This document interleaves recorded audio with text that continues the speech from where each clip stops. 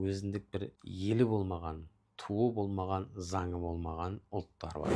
Атам қазақта мынандай бір керемет сөз бар да, отан оттан ыстық дейді.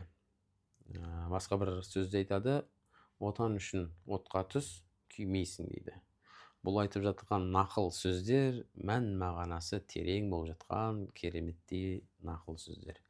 Өйткені біз сондай бейбіт елде, тәуелсіз болған елімізде өзіміздің туымыз, өзіміздің әнұранымыз, өзіміздің тіліміз, өзіміздің заңымыз бар болған сондай бір тәуелсіз елде өмір сүреміз. Бұл біз үшін үлкен бақыт.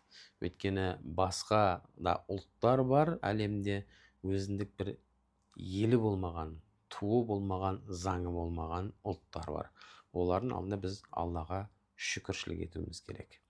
Пайғамбарымыз саллаллаху алейхи вассалам кезінде, қандақ соғысы болатын кезінде, Мәдинаны жаңағыдай келетін дұшпандардан қорғап тұру үшін, оларға шекарасын қорғау үшін, шекарасын күзету үшін сахабаларын кезектетіп, түнгі және күндізгі шекараны күзетуге қоятын еді. Сол кезде пайғамбарымыз саллаллаху алейхи вассалам мынандай бір сөз айтқан еді: кімде-кім күнін, түнін елі үшін, елін қорғау үшін, елін күзету үшін шекараны қорғайтын болса, онда ол адам бір ай үздіксіз нәпіл ораза ұстағаннан да, және бір ай үздіксіз түнгі тахаджуд намазын оқығаннан да артығырақ, абзалырақ деп айтқан екен.